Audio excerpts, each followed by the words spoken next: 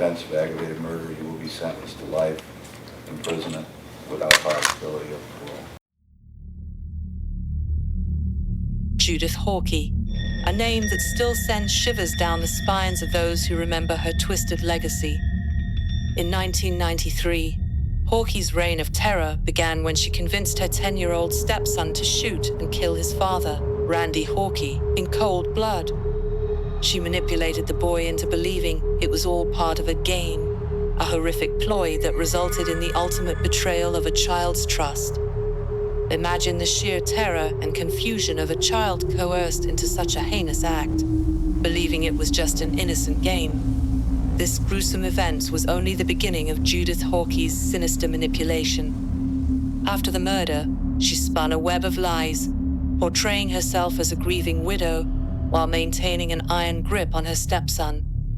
The boy, now burdened with unimaginable guilt and fear, was subjected to continuous psychological and physical abuse. Can you fathom the daily torment of living under such manipulation, with the constant threat of violence hanging over you? Judith's manipulation was so profound that it took years for the truth to come to light. Her control over her stepson was relentless, ensuring he remained silent about the true nature of his father's death. The community was initially unaware of the dark secrets within the Hawkey household. As Judith adeptly played the role of a loving mother and bereaved wife, in 2012, nearly 2 decades after the murder, the truth finally emerged. Judith Hawkey was arrested and charged with multiple counts, including murder and child abuse. The courtroom became a place where the extent of her cruelty was laid bare. The testimonies during the trial were heart-wrenching, painting a vivid picture of a woman who had manipulated a child into committing the most unimaginable act, and then continued to control and abuse him for years. The trial revealed the full extent of Judith's psychological manipulation and abuse. Witnesses described how she had isolated her stepson, instilling in him a deep-seated fear and dependence on her.